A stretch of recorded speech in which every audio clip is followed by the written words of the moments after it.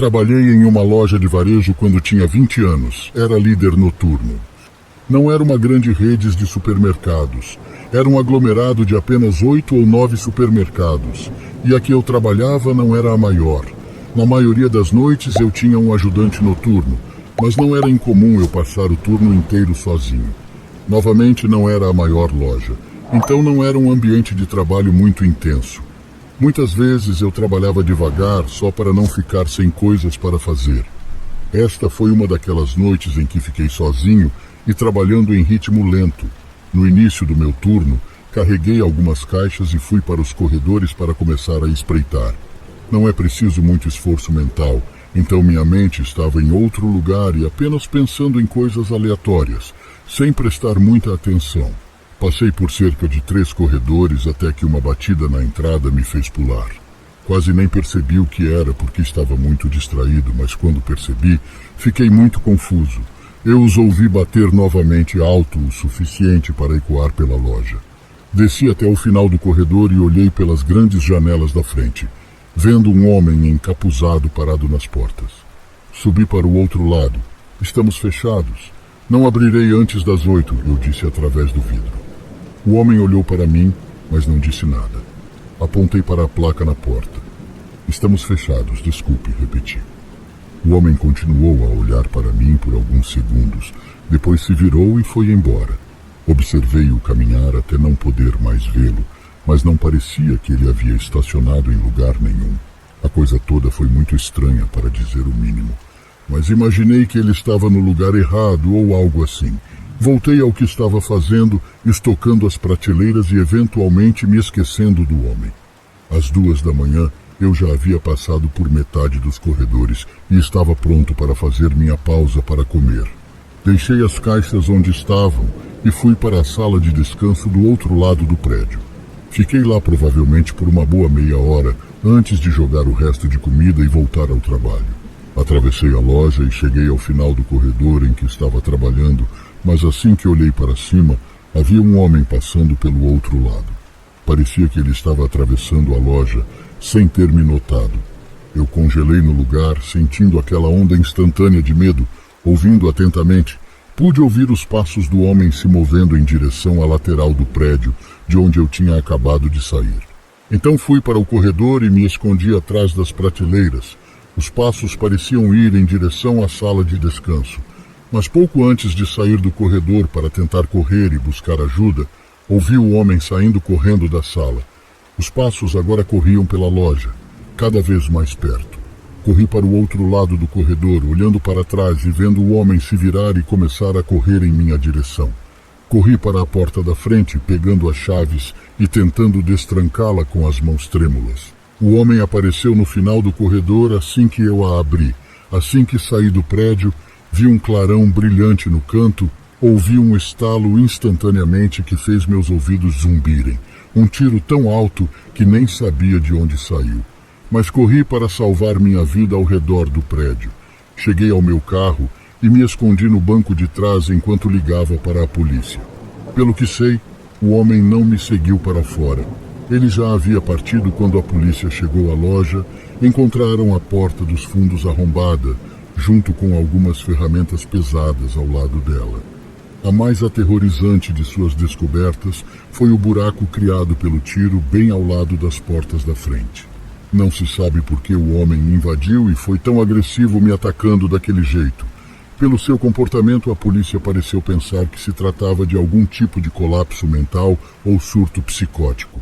Não tinha nenhum motivo real para me atacar especificamente, além do fato de que eu estava sozinho. Eu não trabalho mais lá, mas posso dizer que os traumas levarei para o resto da vida. Ainda tenho dificuldade para dormir, pois quase fui morto naquele dia. A maior parte de minha vida é um relato de terror. Agora sinto que já se passaram anos suficientes para que finalmente possa falar sobre isso. Posso relatar isso agora sem desmoronar. Esta história é sobre Crystal, minha irmã de alma, e eu. Eu a conheci na escola primária por volta de 1986. Ela era uma criança quieta e eu também. Acho que é por isso que nos demos tão bem. Tornamo-nos amigas rapidamente. Ela sempre sofreu bullying na escola. e eu sempre tentei cuidar dela. Eu acidentalmente quebrei a perna de um garoto uma vez quando o empurrei por implicar com ela. A vida ficou um pouco mais complicada à medida que envelhecemos. Seu pai era um alcoólatra e sua mãe sofria de doenças mentais. O irmão dela era o pior tipo de pessoa. Acabou fazendo algumas coisas que jamais se curaram. Isso bagunçou a vida de nós duas. Até hoje ainda sou afetada por isso. O aconselhamento me ajudou a aceitar tudo. Em 1997 estávamos no 9º ano e a mãe dela ganhou um apartamento novo. Tinha fechaduras nas portas e parecia ser seguro. Ela estava tão animada e me implorou para ficar lá. Tivemos a impressão de que o irmão dela não estaria lá e nos divertimos muito. Cochilamos provavelmente por volta das 23. Várias horas se passaram e eram quase 2:30 da manhã quando acordei assustada. No começo eu não tinha certeza do que diabos estava acontecendo. Eu e ela estávamos em camas diferentes e o quarto era enorme, mas então percebi que alguém estava em cima de mim e colocou uma faca na minha garganta. Parecia que o tempo havia parado. Eu me dissociei completamente e bloqueei mentalmente o que estava acontecendo. Foi doloroso e eu não fui forte o suficiente para lutar contra a pessoa. Fui espancada e machucada. Fiquei como se tivesse desmaiada. Ele deve ter ficado convencido porque eu senti se afastar. Eu já sabia em meu coração o que aconteceria a seguir e não havia como deixá-lo chegar até Crystal. Esperei até que ele estivesse de costas e quando ele começou a se mover em direção a ela, peguei a faca de manteiga da cômoda que havíamos usado anteriormente para abrir a janela. E a dor e a mágoa que eu estava sentindo se transformavam em golpes e esfaqueamentos selvagens. Eu o acertei umas 7 vezes antes de ser nocauteada. A próxima coisa que percebi foi que estava sendo acordada por paramédicos. Senti o soro sendo enfiado em meu braço e lembro-me de ouvir o médico me dizer que estávamos seguras, que nós duas ficaríamos bem e que iríamos para o hospital em pouco tempo. Muita coisa aconteceu ao nosso redor durante todo o tempo em que estivemos separadas.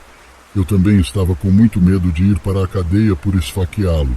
Lembro-me de chorar e pedir desculpas. A policial olhou para mim como se fosse brincar comigo.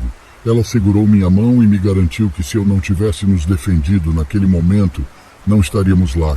Ele admitiu que iria acabar com nossas vidas e causar o máximo de dano possível. O tribunal aconteceu e nós dois tivemos que testemunhar. Ele foi condenado a 16 anos de prisão. Nós duas recebemos terapia pesada e aconselhamento. O ensino médio chegou e acabei em uma escola diferente da dela, mas ela finalmente veio para a minha escola no 11º ano. Durante um ano ainda fui amiga dela, mas não tão próxima. Eu não podia falar sobre isso e não queria pensar sobre isso ou mesmo lembrar. Em vez disso, concentrei-me na escola e no trabalho. Eu estava trabalhando todas as horas que podia depois da escola para poder comprar meu primeiro carro, um Buick Regal 1987. Também consegui meu primeiro lugar para morar. Eu me formei entre os 15 melhores com notas. Crystal e eu nos distanciamos cada vez mais com o tempo. Ela teve 2 filhos e se casou com um canalha. E eles tomaram algumas decisões erradas juntos. Quando conversei com ela em 2002, ela havia perdido a custódia dos 2 filhos e eles foram adotados. Acabei tendo meus próprios filhos e me mudei para outro estado para começar de novo. Fui para a faculdade, tornei-me auxiliar de enfermagem certificada e depois flebotomista. Tornei-me certificada para prestar cuidados paliativos em 2014. Crystal contatou os meus pais porque eles sempre foram bons com ela. Ela já tinha outro filho. Seu nome era Jessé. Ela estava lutando muito e eu a deixei voltar para minha vida. Fui morar com ela e cuidei do filho dela. A essa altura, Crystal estava fortemente viciada em Xanax, metanfetaminas e analgésicos. No Natal de 2014, ela estava numa espiral descendente e eu sabia que isso não terminaria bem. O último dia que estive com ela foi 5 de janeiro de 2015. Ela me pediu para cuidar de Jessé enquanto ela ia ao McDonald's. Voltou 2 horas depois. Ela estava confusa, sem comida. Ela estava hospedada com a mãe e o namorado na época. Eles haviam levado a medicação dela para diabetes. Ela não aguentava controlar tanta medicação sozinha. Enfim, estava absolutamente claro que ela estava fazendo alguma coisa quando voltou. Mais tarde descobri que estava se drogando. O que eu não sabia era que ela tinha tomado uma grande quantidade de analgésicos, remédios para resfriado, Adderall e qualquer outra coisa que pudesse encontrar. Fui ao quarto dela para ver como ela estava. Depois de alimentar o filho dela e o meu, ouvi ruídos vindos do outro lado da porta, gorgolejos, batidas e batidas. Abri a porta e acendi a luz. Ela tinha lábios azuis e espumava pela boca. Entrei em ação. Liguei para o pronto-socorro. Tentei desobstruir suas vias respiratórias e suguei um monte de espuma. Comecei a fazer reanimação cardiorrespiratória. 5 minutos depois e ela estava ficando pálida. Não havia respiração e senti suas costelas quebrarem. Continuei, mas acabei parando. Eu sabia que realmente havia perdido minha irmã de alma. Lembro-me de ter sido afastado e de me dizerem que fiz tudo o que podia.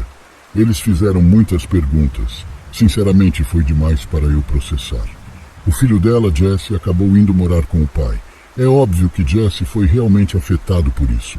Observei sua alma ser esmagada e não havia nada que eu pudesse fazer por ele naquele momento. Ele fugiu de seu pai. Algum tempo depois, eu mando uma mensagem para ele apenas entre nós a cada poucas semanas para ter certeza de que ele está bem, de que está comendo e de que está com dinheiro. Ele geralmente responde, mas nunca fica mais fácil para mim por dentro. Espero que sua vida seja plena e que ele encontre a felicidade e sua luz. Quanto a mim, estava apenas trabalhando no piloto automático. Finalmente consegui recompor minha vida. Abandonei alguns remédios. Em 29 de maio de 2018, definitivamente tive uma segunda chance e estou extremamente grata. Eu só queria que Crystal pudesse ter uma segunda chance também. Eu morava em uma casa mal assombrada. Fantasmas não são reais, a maioria dizem, etc, etc, etc. Mas eu sei o que vi. Esta era uma antiga casa de fazenda na zona rural da Noruega que sempre teve a reputação de acontecer algumas coisas estranhas. A casa pertencia à família da minha agora ex-esposa. Ninguém estava hospedado lá. Era a casa de verão do tio dela. E precisávamos de um lugar para ficar, então a usamos. Na verdade, era um lugar muito confortável, situado em um vale em um fiorde. Trouxemos nosso gato conosco dos Estados Unidos quando nos mudamos. Sinceramente, à primeira vista, eu adorei aquele lugar. Tudo foi bastante normal nos primeiros meses, mas foi aí que as vozes começaram. No início, elas eram indistinguíveis, apenas os ruídos abafados, coisas fáceis de ignorar, mas as coisas ficaram mais intensas. Uma noite acenderam-se as luzes da cozinha. Sentíamos cheiro de comida sendo preparada e havia mulheres conversando lá dentro. Era uma coisa bizarra, para ser mais realista, coisa de outro mundo. Tentávamos gravar ou filmar qualquer coisa, mas toda vez que pegávamos o gravador na época, as vozes paravam. Ou se deixássemos gravando, nada aconteceria. Mas eram 3 da manhã. Fiquei mais irritado do que assustado. Levantei-me e fui em direção à cozinha, ainda ouvindo as vozes. As vozes pararam assim que comecei a abrir a porta da cozinha. Abri a porta e entrei. As luzes ainda estavam acesas. O forno estava desligado, tinha cheiro de comida no ar e não havia ninguém ali. As coisas começaram a ficar mais sinistras depois disso. Havia gritos no porão e no sótão. Geralmente no meio da noite a gata ficava cada vez mais agitada com o passar do tempo, agindo como se pudesse ver coisas que não estavam lá, perseguindo coisas que estavam invisível. Isso levou ao evento que nos tirou dali. Acordamos com o gato fazendo um barulho horrível na sala de estar. Fui ver o que estava acontecendo e não a vi de imediato, mas lá estava ela, minha gata, estava parada no ar, desafiando qualquer coisa natural. Minha esposa saiu e viu isso também. E gritou. Ela e a gata não paravam de gritar. Isso meio que ficou gravado em minha mente, que eu me arrepio todo e sinto uma dor no peito só de lembrar. O gato parou de uivar e apenas olhou para nós. Algo disse bem alto do lado de meu ouvido. Minha esposa, na época, disse ter acontecido o mesmo com ela. Skjort, na voz de uma velha, foi dito. Significava saia. Assim que as palavras foram pronunciadas, a gata caiu do teto, no chão, levantou-se e agiu como se nada tivesse acontecido. Dormimos na casa dos pais dela naquela noite e nos mudamos no dia seguinte. Isso foi o suficiente para nós dois. Depois disso, nada mais desse tipo aconteceu em nossas vidas. Numa sexta-feira à noite, enquanto jantávamos, papai compartilhou algumas notícias realmente importantes. Ele disse que sua empresa lhe ofereceu um emprego muito bom. Eles querem que ele seja o chefe do trabalho deles na Flórida, em um lugar chamado Tampa. Se ele disser que sim, nossa família se mudaria para lá junta. A empresa pagará a mudança e também nos ajudará a comprar uma casa nova, se quisermos. Ele então disse que a notícia o surpreendeu muito, mas ele quer que pensemos sobre isso. Ele disse que poderíamos ver isso como um novo começo, já que não tiramos férias há algum tempo, especialmente na Flórida. Ele acha que deveríamos aceitar. Mamãe e eu assentimos e dissemos, ok. Minha mãe perguntou, quanto tempo você tem para decidir se quer o emprego? Ele disse, 2 semanas. Uma semana depois tivemos outra reunião onde todos concordamos com a ideia de nos mudarmos para Tampa, Flórida. Eu podia sentir a felicidade do meu pai porque ele realmente queria esse emprego. Pouco depois, mamãe e papai marcaram uma visita a Tampa para explorar possíveis casas. Normalmente eles passavam fins de semana prolongados lá, retornando às segundas-feiras para me atualizar sobre quaisquer propriedades que achassem interessantes. Infelizmente demorou mais de 1 mês para encontrar uma boa casa em nosso orçamento, mas valeu a pena esperar. Eles me levaram para dar uma olhada e ouvir minha opinião. A casa tinha 4 quartos, uma banheira de hidromassagem externa e garagem dupla. Os jardins não eram enormes, mas o de trás era um pouco maior que o da frente. O interior era moderno e os quartos eram bastante grandes. Mamãe gostou muito da cozinha, que era 2 vezes maior que a nossa atual.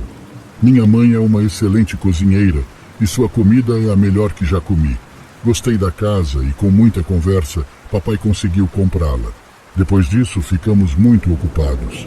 Tivemos que colocar à venda a nossa casa atual e, ao mesmo tempo, revisar todas as coisas que armazenamos ao longo dos anos. Meus pais disseram que precisamos ser rigorosos e guardar apenas o que realmente usamos e precisamos. Tudo o que não precisamos tem que ser eliminado, pois não queremos encher a nova casa com coisas que guardamos sem motivo. Foi um pouco surpreendente para mim, mas no final eu tinha 15 caixas de coisas para me livrar.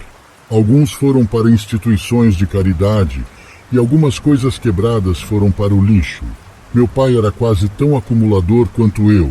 Ele tinha 10 caixas para se livrar, mas minha mãe só tinha 3. Depois que terminamos, não demorou muito para conseguirmos uma boa oferta pela casa, que meu pai aceitou. Então escolhemos um dia para nos mudarmos.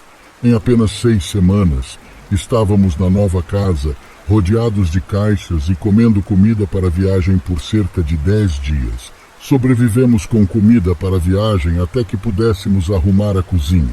Por fim, colocamos as coisas em ordem, mas percebemos que papai estava passando mais tempo no trabalho, aprendendo novos sistemas e conhecendo sua equipe. Ele parecia gostar do desafio. Enquanto isso, encontrei um emprego onde pudesse trabalhar em casa usando meu computador. Era mais adequado para mim do que meu antigo emprego de escritório na Geórgia. Isso significava que eu poderia fazer pausas e nadar em nossa grande banheira de hidromassagem. Parecia mais uma piscina, mas a água era quente porque tinha uma cobertura com aqueles jatos de massagem refrescantes. Depois disso, almocei no pátio e voltei ao trabalho. Parecia tão diferente de antes. Tinha 2 casas próximas, uma de cada lado. A casa à nossa direita estava vazia e havia uma placa no jardim da frente dizendo que estava à venda. Dava para ver pelas janelas que não havia móveis lá dentro e nunca havia carros na garagem. A casa à nossa esquerda era habitada, mas o proprietário não tentava falar conosco desde que nos mudamos, há 2 semanas.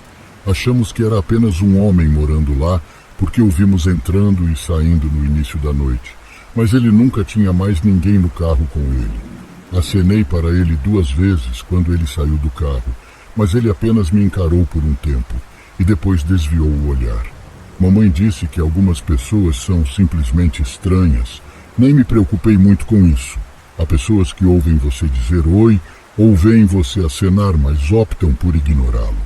Talvez seja como eles foram criados ou faça parte de sua cultura, onde é considerado rude dizer oi. À noite, quando eu estava na cama, por volta das 23 horas, muitas vezes vi uma lanterna em seu quintal. Eu olhava pela janela do meu quarto para os fundos da propriedade, me perguntando, o que ele está fazendo? Então, algumas vezes, quando eu estava olhando para a lanterna, ela parou de se mover pelo quintal e depois virou bruscamente. A luz brilhou diretamente para mim através da janela e eu rapidamente me abaixei e prendi a respiração. Eu me perguntei como ele sabia que eu estava observando, porque eu sempre mantinha a cabeça baixa e tinha pouca luz no meu quarto. Quando espiei novamente, a lanterna havia sumido e ele não estava à vista. Também disse à mãe que ele parecia nunca sair durante o dia, e nunca o ouvi no jardim. Mas ela sempre dizia, querido, não é da nossa conta o que ele faz, então você apenas se concentra em sua própria vida, desde que ele não nos incomode. Mas um dia eu estava relaxando na banheira de hidromassagem, olhando para o céu, quando notei algo se movendo ao longo da cerca ao lado da casa dele. Eu me movi na água para ficar de frente para aquele lado. Havia uma escada encostada na cerca e, em cima dela, vi um homem usando uma máscara de gás, olhando diretamente para mim por cima da cerca. Ele segurou a escada com uma grande luva de borracha vermelha brilhante. Ele parecia estar usando uma espécie de macacão de plástico preto. Levantei-me e olhei para ele. Então eu gritei, posso te ajudar? Ele não disse nada, apenas continuou olhando. E então ele fez algo realmente estranho. Ele levantou um gato preto de trás da cerca. Pude ver que o gato estava morto ou parado. Então ele apontou para mim com a outra mão e fez um movimento cortante na garganta. Depois disso, ele desceu e desapareceu, pegando a escada por baixo da cerca. Quem faz algo assim? Fui para o meu quarto para dar uma olhada melhor em seu quintal e descobrir o que ele estava fazendo. Mas quando olhei, o quintal estava vazio. Eu teria contado para minha mãe, mas ela e meu pai estavam fora no fim de semana. Então eu era o único em casa, eu não estava com medo ou algo do tipo. Eu tinha apenas raiva daquele cara. Aquela noite, desci até o fundo do nosso quintal, onde sabia que um dos painéis da cerca estava preso apenas por um poste, pois o outro havia sido quebrado. Papai realmente mencionou isso e disse que estava em sua lista de tarefas para consertar. Eu tinha comigo uma lanterna pequena e fraca que encontrei na caixa de ferramentas na garagem. Empurrei suavemente o painel da cerca para fazer uma abertura grande o suficiente para eu passar. Então me agachei no quintal e olhei em volta. Agora eu podia ver muito melhor todo o seu quintal. Havia um grande galpão que eu notei da janela do meu quarto. Fui em direção a ele, mantendo a cabeça baixa. À medida que me aproximei, o chão abaixo de mim começou a afundar e vi muitos montes espalhados por toda parte. Caminhei cuidadosamente por eles até chegar à porta do galpão. Não tinha fechadura, então experimentei a maçaneta e ela abriu facilmente. Entrei e a primeira coisa que notei foi o cheiro horrível que vinha daquele lugar. Usei minha lanterna para olhar ao redor. Parei em uma grande mesa no meio do galpão. Sobre aquela mesa havia uma grande tábua de madeira como as que os açougueiros usam, e tinha sangue seco. Quando afastei a luz, pude ver grandes manchas vermelhas no chão, ao redor da mesa, e embaixo dela, na parede dos fundos, havia uma fileira inteira de cortadores de carne e facas de açougueiro. Quando movi a luz, ela parou em uma linha inteira de ganchos de carne. Havia gatos mortos e cachorros pequenos pendurados. Essa pessoa era doentia. Ali sim tive um pouco de medo. Vi alguns pentagramas pintados na parede dos fundos. A princípio pensei que fosse tinta vermelha, mas quando olhei de perto, na verdade era sangue. Esse cara gostava de algumas coisas obscuras. Acho que ele estava sacrificando doentiamente esses pobres animais de estimação, digo estimação, porque aqui onde estou morando é muito raro encontrar animais de rua. Certamente eram animais com donos. O que é mais assustador é que ele é nosso vizinho. De repente vi uma luz na porta aberta do galpão. Ele estava descendo o jardim. Saí rapidamente do galpão, permanecendo abaixado, e fechei a porta. Rastejei por entre os arbustos até o painel da cerca que abri antes. Depois de passar, virei-me e fechei-a. Corri pelo quintal o mais rápido que pude em direção à nossa casa. Entrei pela porta do pátio e tranquei-a. Peguei meu telefone da mesa e comecei a ligar para a polícia. Para meu horror, vi o homem andando pelo nosso quintal, segurando um cutelo em uma das mãos. Mas desta vez, ele estava todo vestido de preto. Quando liguei para a polícia, gritei ao telefone: "Tem alguém com uma arma invadindo a casa", enquanto me dirigia para a porta da frente. Dei-lhes nosso endereço e assim que eu vi a porta do pátio abrir, corri pela frente em direção ao meu carro. Naquele dia eu havia tirado a chave do contato, coisa que raramente fazia. Então eu tive que correr. Fui pela estrada. Olhei brevemente para trás e vi a pessoa parada na porta da frente. Virando a esquina, dou de cara com a polícia. Sinalizei e expliquei. Entraram para prender o cara. Ele acabou atacando e ferindo um dos policiais com o cutelo. Depois que ele atacou a polícia, eles tiveram que atirar nele. A polícia disse mais tarde ter descoberto mais de 40 sepulturas de animais em seu quintal. Eles também encontraram coisas estranhas e livros de adoração em sua casa. Havia um caso aberto sobre sua mãe, desaparecida há 4 anos.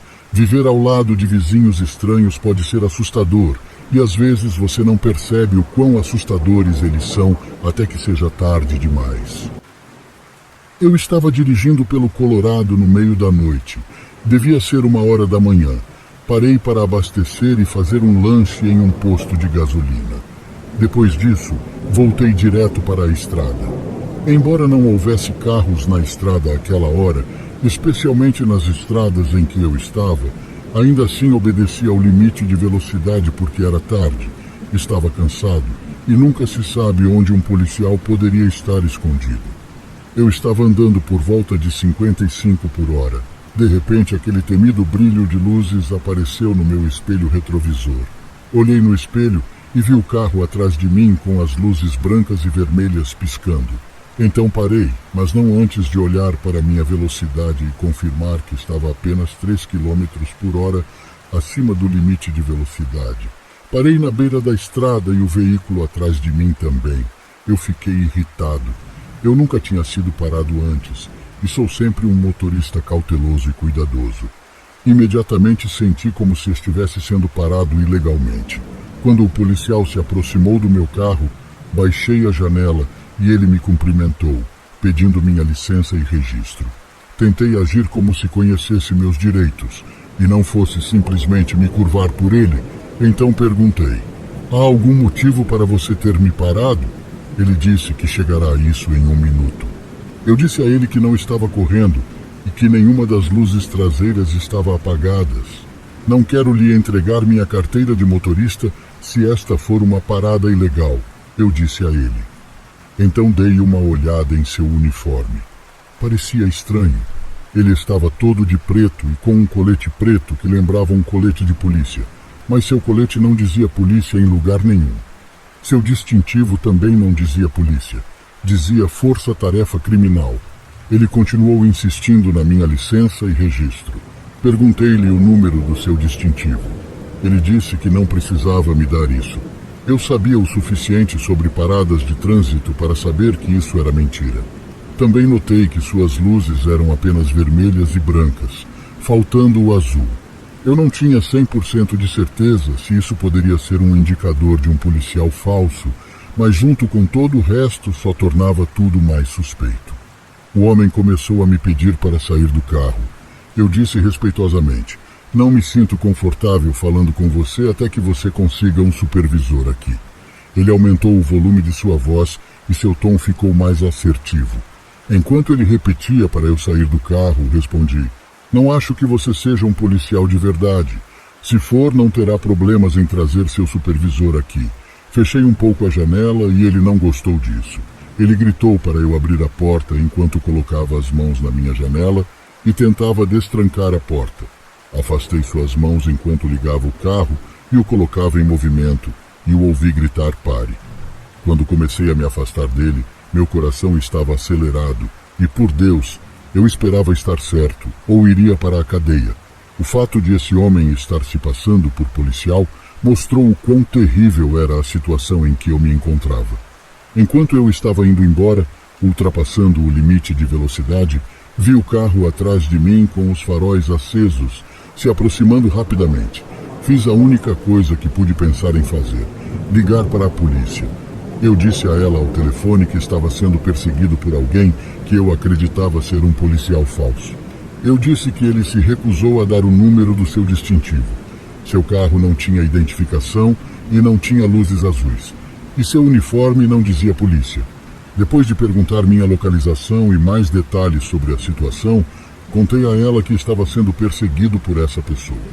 A mulher me disse a delegacia de polícia mais próxima da minha localização, que era o departamento de polícia de Fraser Winter Park.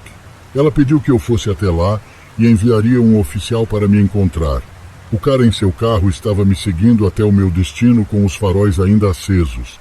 Mas de repente, quando chegamos a um cruzamento, ele apagou os faróis e virou à direita, desaparecendo de vista. Ele se foi. E com isso percebi que minha suspeita era verdadeira o tempo todo. Fui parado por um cara fingindo ser policial.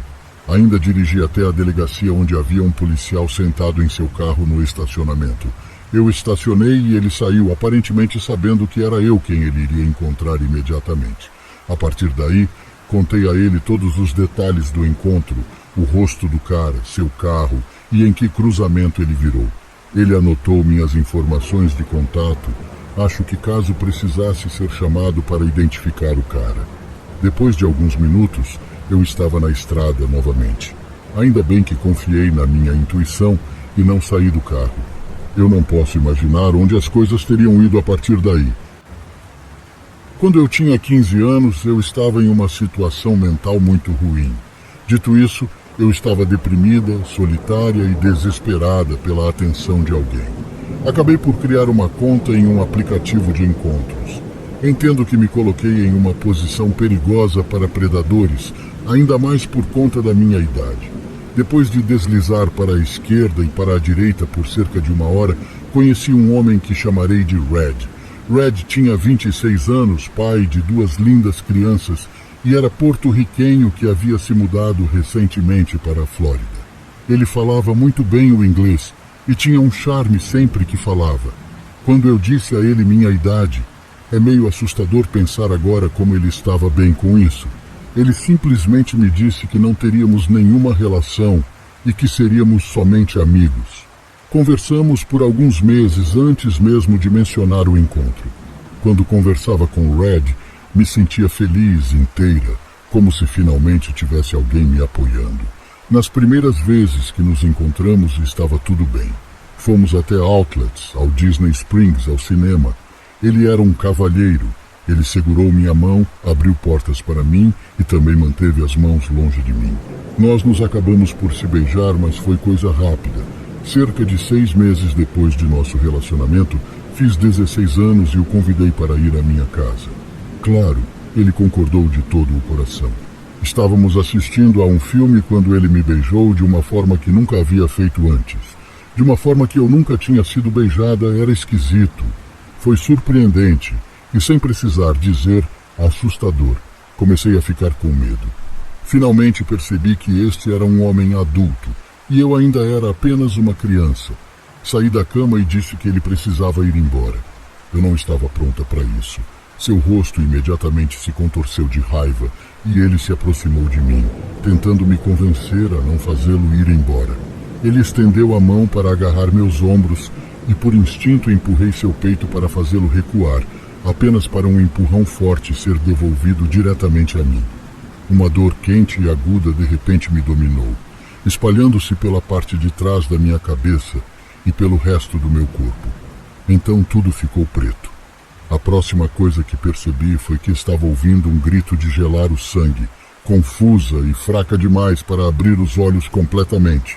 Eu mal conseguia dizer se era minha mãe. Senti uma umidade na cabeça e meu corpo estava muito frio. Foi exatamente quando percebi que algo estava realmente errado e perdi a consciência novamente. A próxima vez que acordei foi em uma cama de hospital. Minha cabeça estava latejando e doendo nas costas. Estendi a mão vagamente para sentir de onde vinha a dor, e as pontas dos meus dedos roçaram uma fileira de grampos e uma área agora careca na parte de trás da minha cabeça. Isso me fez estremecer. As coisas passaram rápido daquele ponto em diante.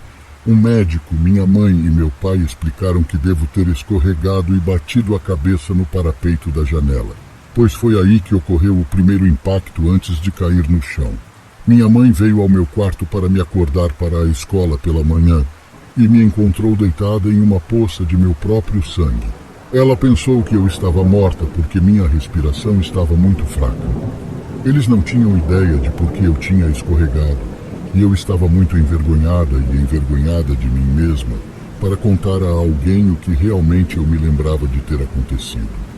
Não achei que merecesse justiça pelo que Red fez comigo. Mais tarde, descobri os presentes decorrentes da lesão, perda auditiva no ouvido direito e incapacidade de reter memórias antigas. Embora eu estivesse triste com isso, estava feliz por estar viva e por nunca mais ver Red.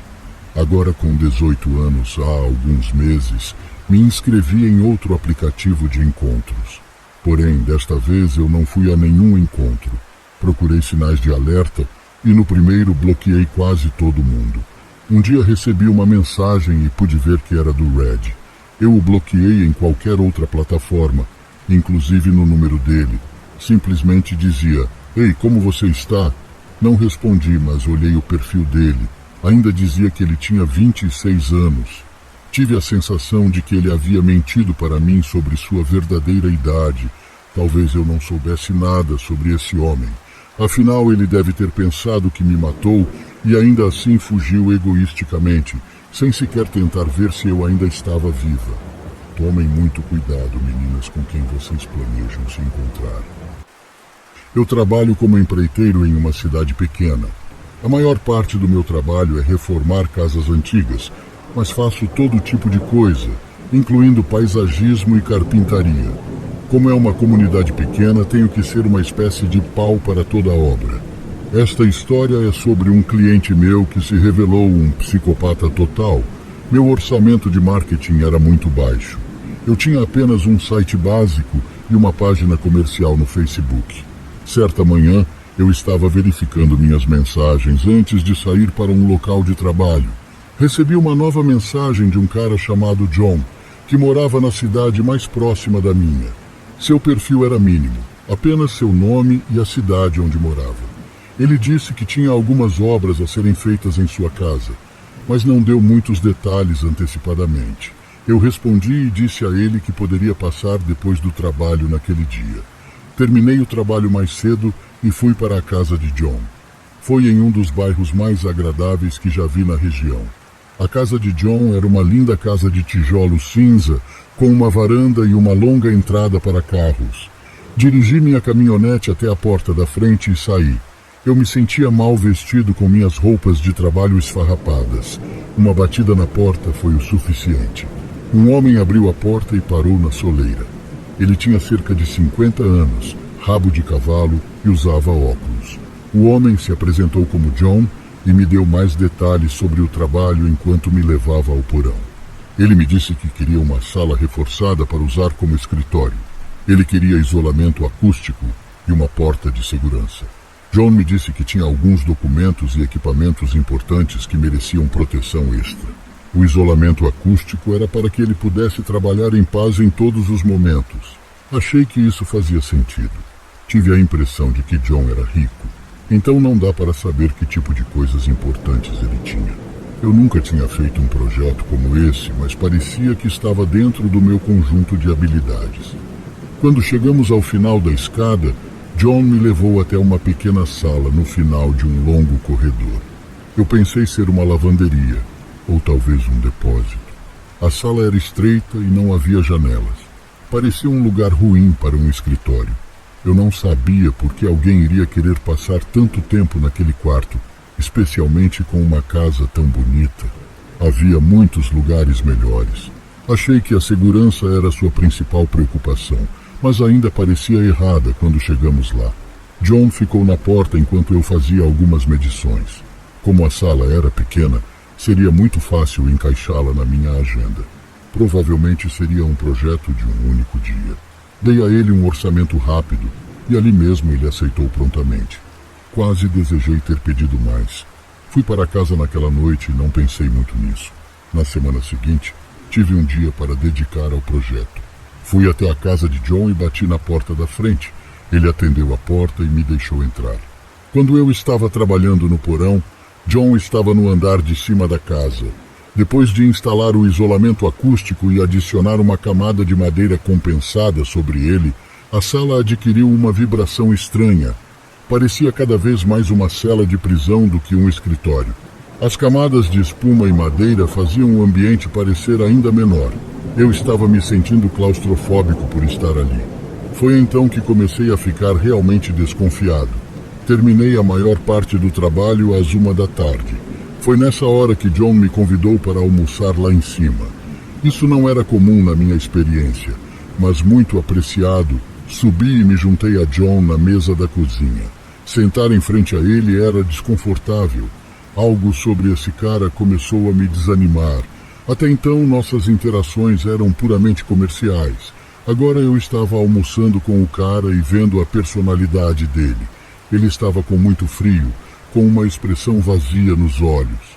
Eu disse a John que estava quase terminando, e tudo o que precisei fazer foi instalar a grande porta de aço. Depois do almoço, voltei ao porão e terminei o trabalho. Quando terminei, eram apenas 4 horas da tarde. Eu estava pronto para encerrar o dia e vi John se aproximando do corredor e ele tinha algo na mão. Eu não sabia dizer o que era porque estava em um saco plástico branco. Ele caminhou até mim e examinou tudo.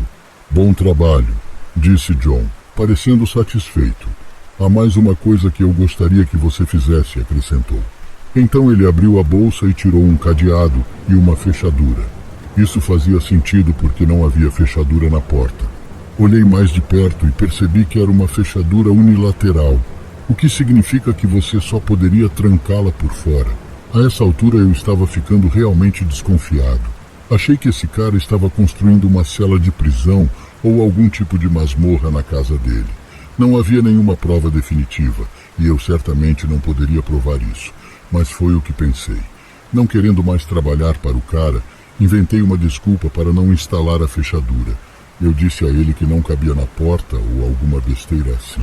Ele pareceu acreditar, então me pagou e eu fui embora. Quando cheguei em casa, pesquisei no Google o nome de John e seu sobrenome também. Para minha surpresa, encontrei uma ficha criminal bastante preocupante sobre ele.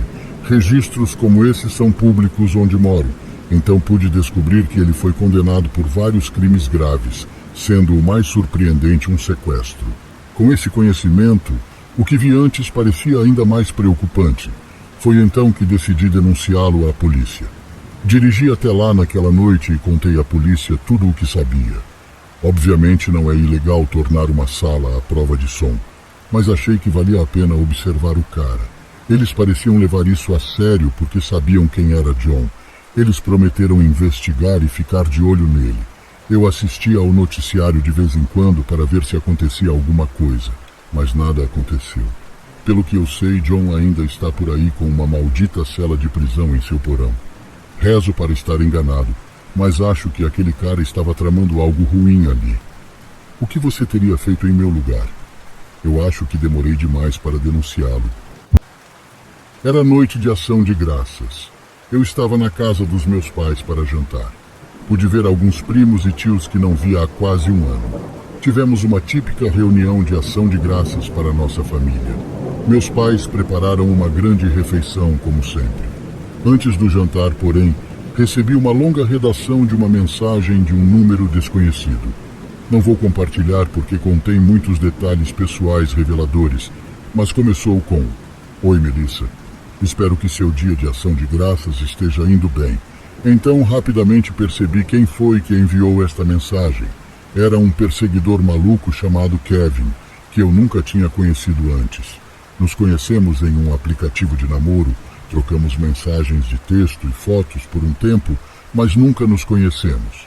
Ele me deu vibrações obsessivas e quando rejeitei educadamente ir a um encontro com ele, Dizendo que não acho que temos muito em comum, ele ficou ainda mais obsessivo e agressivo. Ele até me ameaçou uma vez quando postei um stories de meu amigo e eu pegando bebidas, ele pensou que eu estava saindo com um cara. Foi quando eu o bloqueei em tudo no Snapchat, Instagram e no número dele. Mas o contato não parou por aí. Eu recebia contas aleatórias do Instagram sem nenhum seguidor tentando me seguir e as bloqueava todas as vezes. A mesma coisa no Snapchat. Eu recebia contas aleatórias me adicionando toda vez.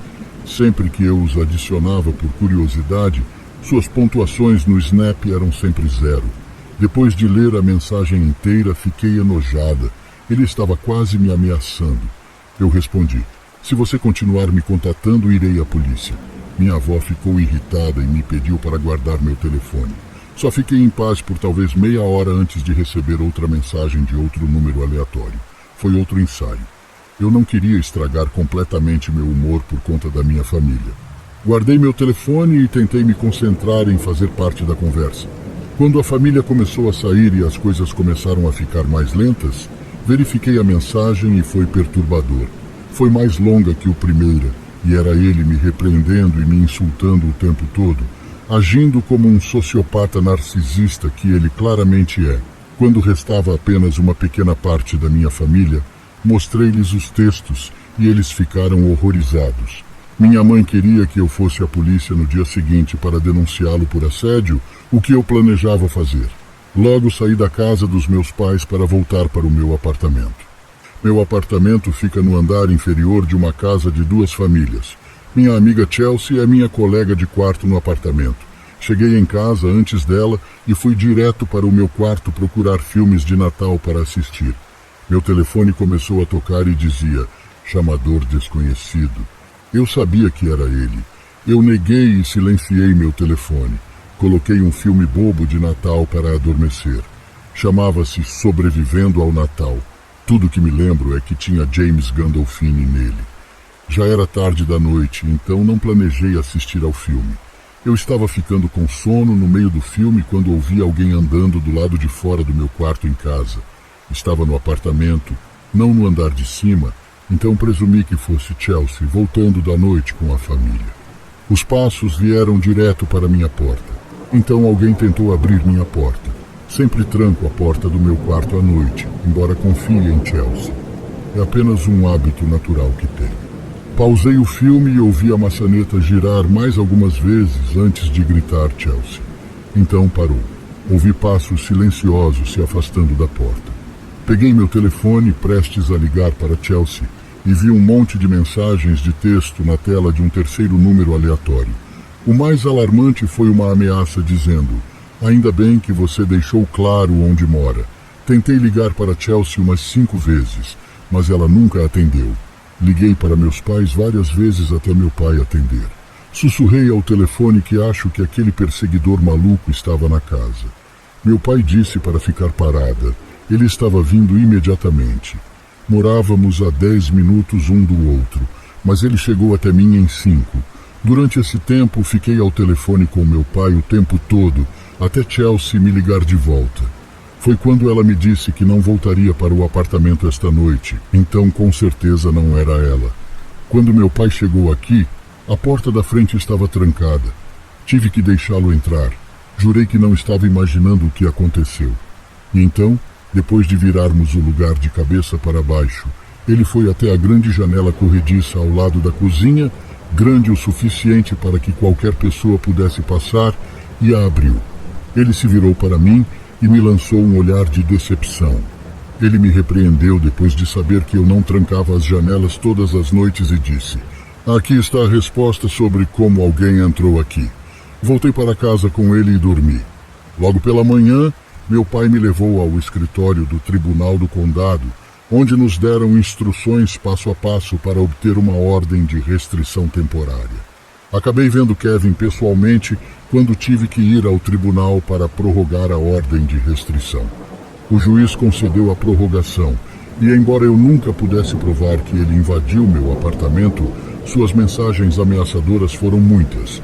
E se ele entrar em contato comigo novamente através de qualquer meio de comunicação, ele será preso. Este era um homem verdadeiramente perigoso, e espero que ele não tenha encontrado mais ninguém para assediar. Isso só aconteceu há alguns meses. Recentemente me mudei para uma pequena casa térrea que ficava perto do meu local de trabalho. Eu costumava dirigir quase 1 hora todos os dias, então essa mudança foi muito legal. A única coisa é que eu nunca tinha estado em nenhum lugar fora de onde trabalhava, então foi como me mudar para um lugar completamente diferente.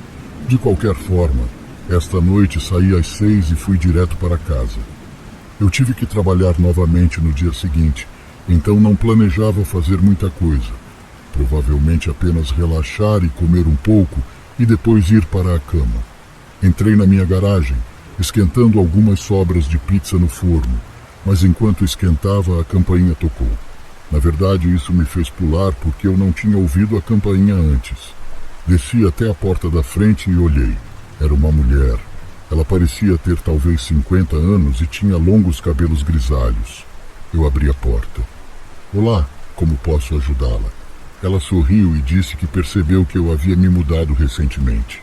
Conversamos por 1 minuto enquanto ela perguntava de onde eu vinha, se tinha esposa ou filhos, e toda aquela conversa fiada aleatória. Então ela disse boa noite e foi embora. Nunca tive a oportunidade de perguntar quem ela era, mas presumi que fosse apenas uma senhora idosa que morava no mesmo quarteirão. Mas algo nela parecia estranho. Não sei de que outra forma descrever, mas não tinha certeza se havia realmente algo errado ou se era algo da minha cabeça.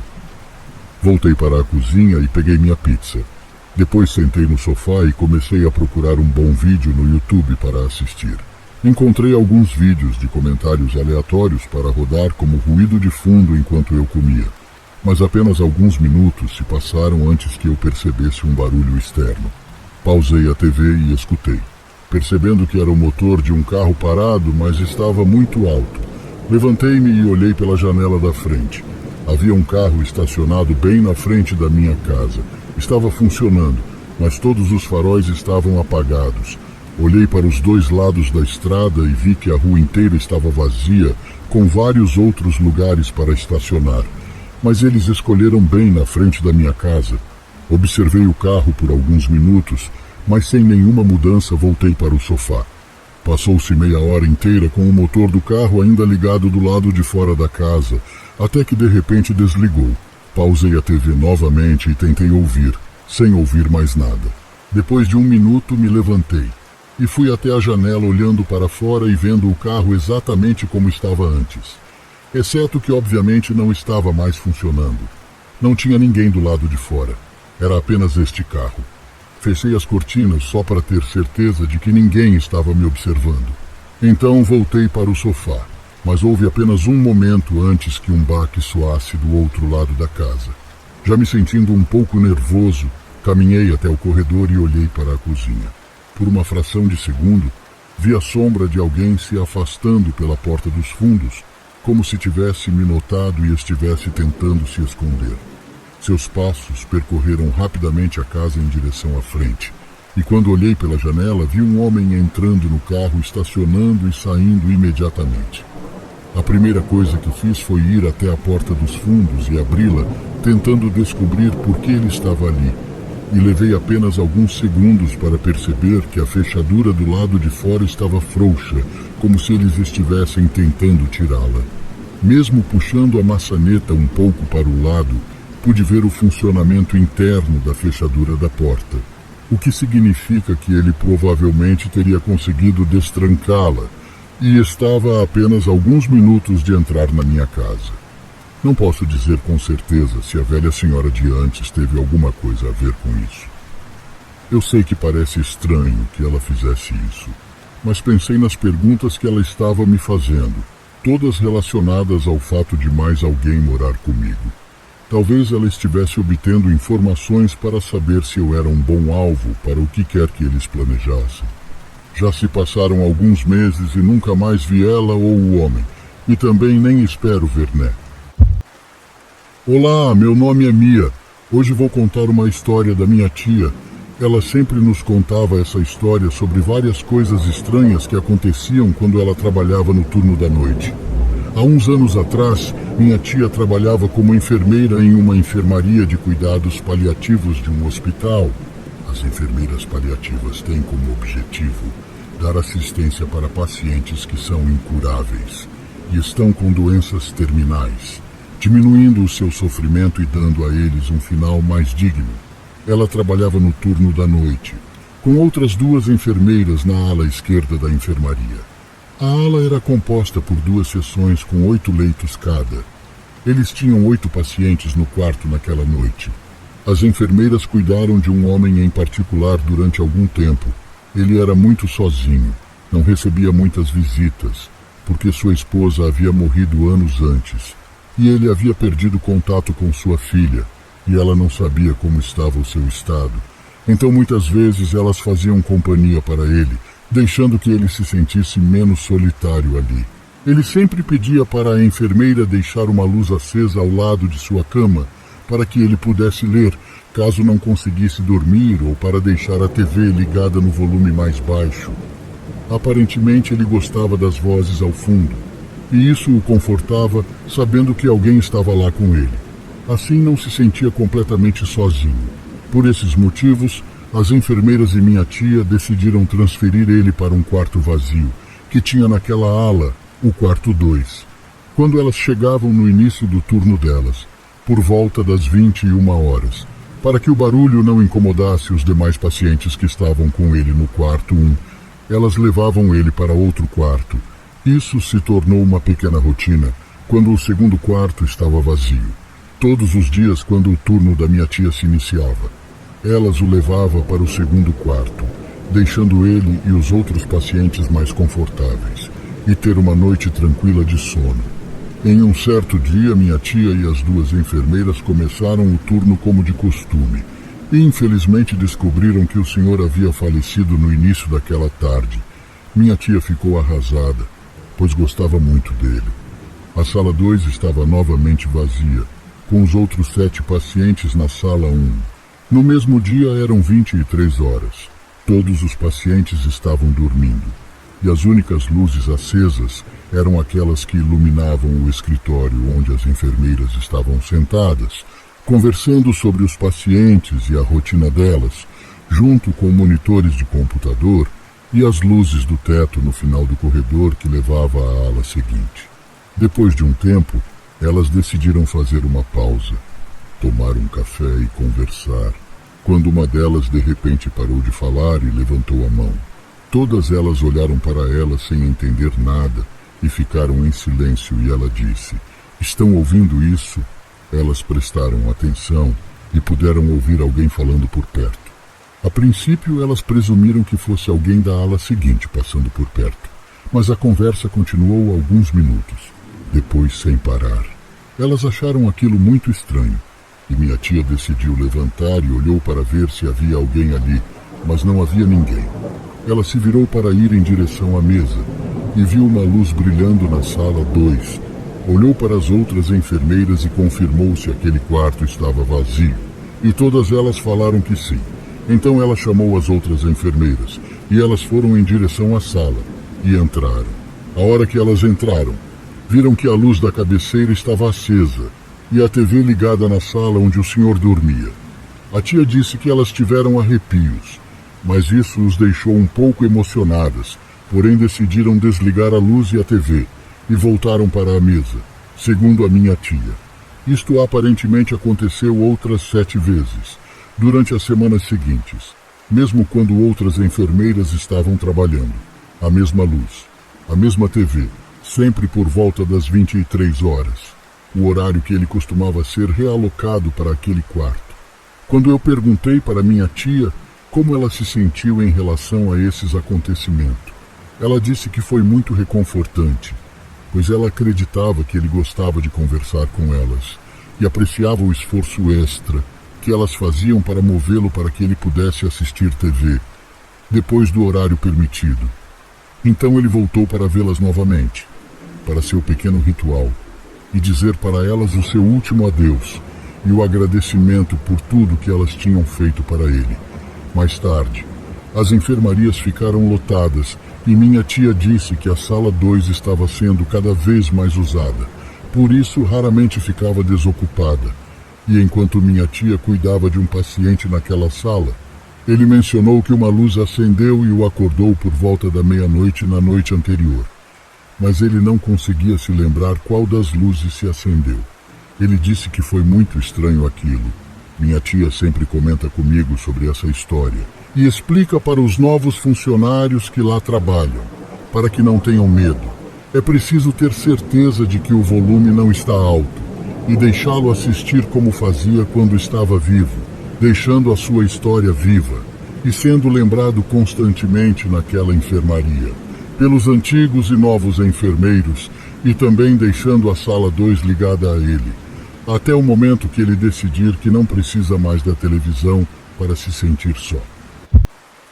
Quero começar dizendo que isso foi há anos atrás, então minhas lembranças de tudo o que aconteceu estão um pouco embaçadas. Também quero colocar um alerta sobre agressão sexual.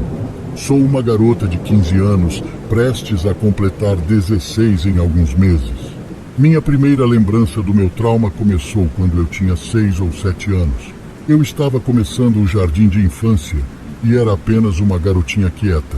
Eu era uma criança bastante inocente e normal. Não me lembro exatamente quando isso aconteceu, mas diria que foi um mês quente e que eu tinha acabado de chegar da escola. Quero mencionar também que morei com minha mãe, 2 irmãs, um irmão mais novo e 2 tios. Este é um detalhe importante. Eu morava em uma fazenda dentro de um trailer. Tínhamos um estábulo próximo de um lago. Também uma casa abandonada, cheia de brinquedos. No meu trailer, tínhamos 5 quartos. Eu e minhas irmãs tínhamos o quarto maior, onde tínhamos banheiro. E ao lado do nosso quarto ficava o quarto do tio número 1. Um quarto vai para o tio 2 e outro vai para minha mãe. Então o último cômodo era apenas um mini depósito. Então eu estava voltando da escola. Eu corri para casa e bati na minha irmã ao chegar em casa. Acabamos por ficar sozinhas com o tio 1 nesse dia. Esse tio era conhecido por ser assustador, mas eu não entendi isso na época. Ele me pediu para ir até o quarto dele para jogarmos. Então eu o segui até seu quarto, sem pensar muito nisso, o que agora entendo que foi um grande erro. Assim que entramos no quarto dele, ele me pediu para beijá-lo. Mas não um beijo normal de tio e sobrinha. Esse maldito doente me pediu para beijá-lo na boca. Ele me forçou a beijá-lo e a me despir. Até que ele me amarrou na cama, me lembro de gritar muito assustada. Eu gritava enquanto ele cobria minha boca com suas mãos. Este homem tinha cerca de 1,80 m e 30 e poucos anos. Eu não conseguia respirar, me fazendo desmaiar.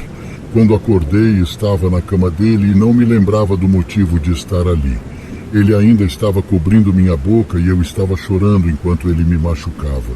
Todo o resto está bastante embaçado e não quero tornar as coisas muito gráficas, então peço desculpas por isso. Depois que ele terminou, recuperei minha voz e comecei a gritar. Nessa hora, minha mãe estava no banho. Tenho certeza de que minha mãe se trocou rapidamente e eu saí correndo do quarto dele. Corri para o quarto totalmente despida e minha mãe me perguntou o que aconteceu. Eu apenas corri chorando, tentando explicar.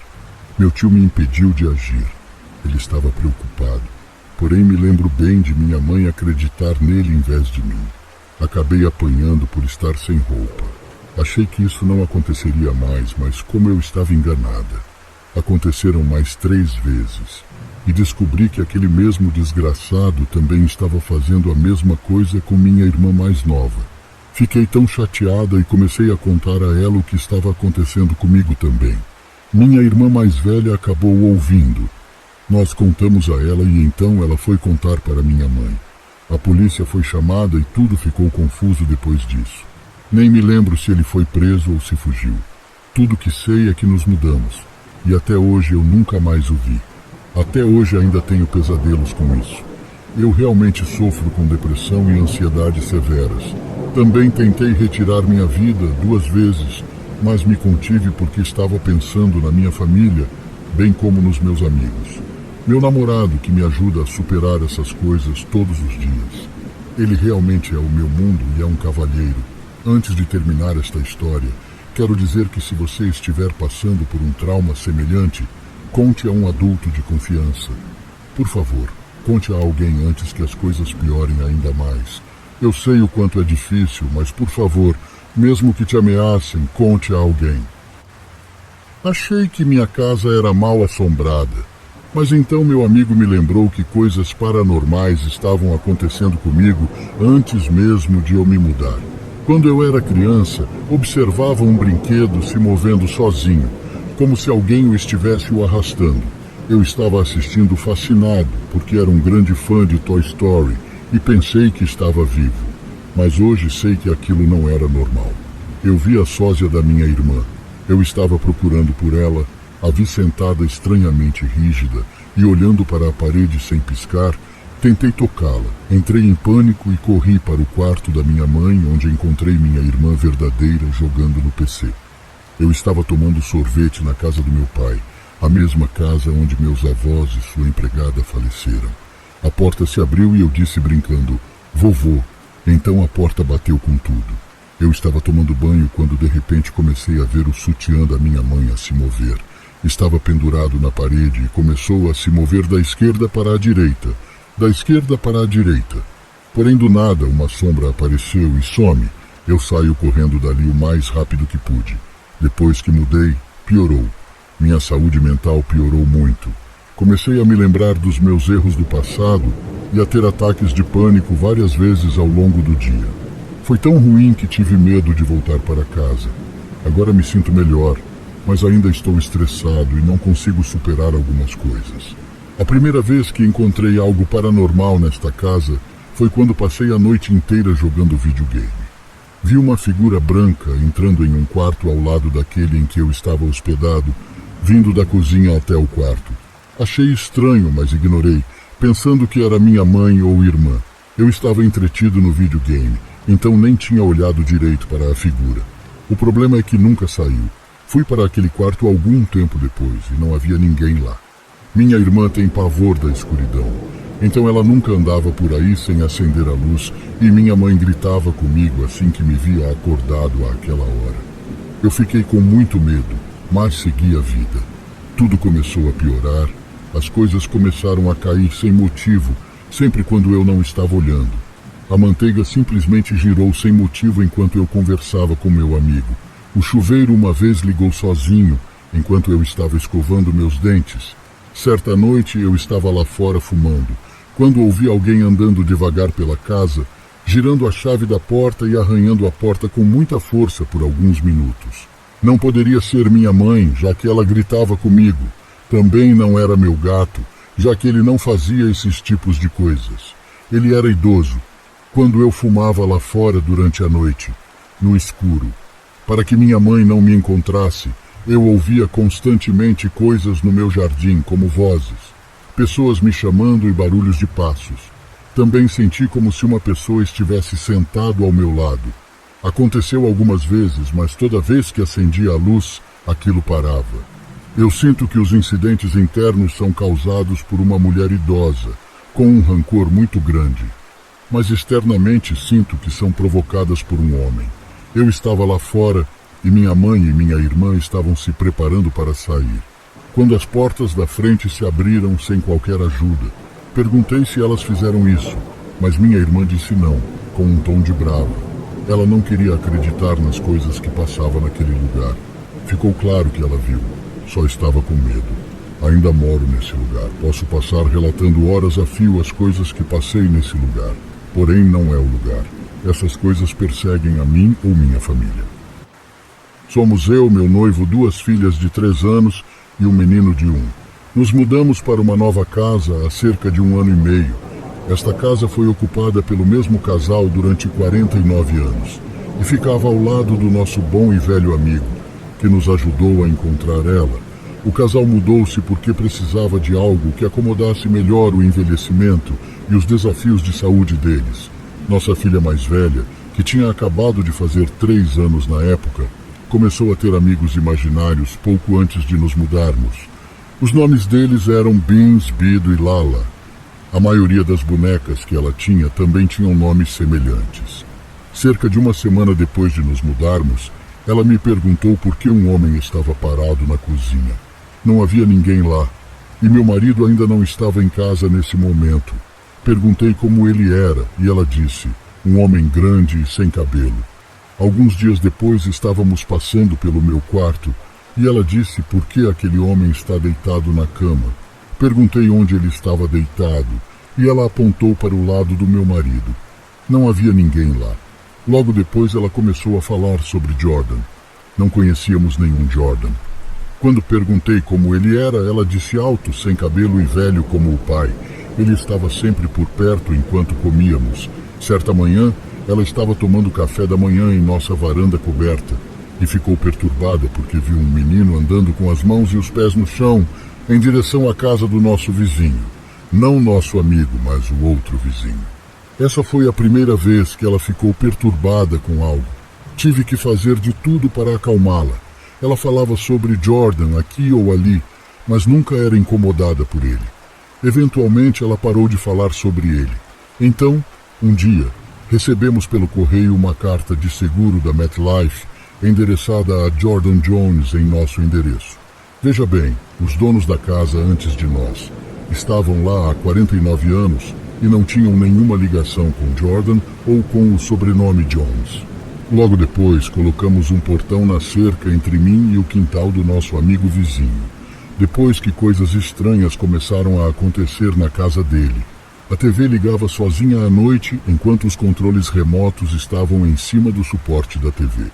Um holofote acendia aleatoriamente em sua garagem e seus cachorros rosnavam com frequência para algo invisível. Nesse período, minha filha começou a falar de uma Luna. Ela dizia, ela morreu agora, mas quer estar viva. Ela queimou o rosto no fogo e alguém roubou as flores do cabelo dela e ela as quer de volta. Quando questionada, minha filha disse que Luna e Jordan se conheciam e gostavam de nós. Eles também gostavam dos cachorros do meu vizinho. Ela costumava ver pessoas andando entre nossas casas. Somos um bairro residencial com pouco tráfego de pedestres. Ela viu alguém parado atrás do meu marido no porão. Acenou e disse, essa não é a Kate. Houve risadas e passos no meio da noite após isso.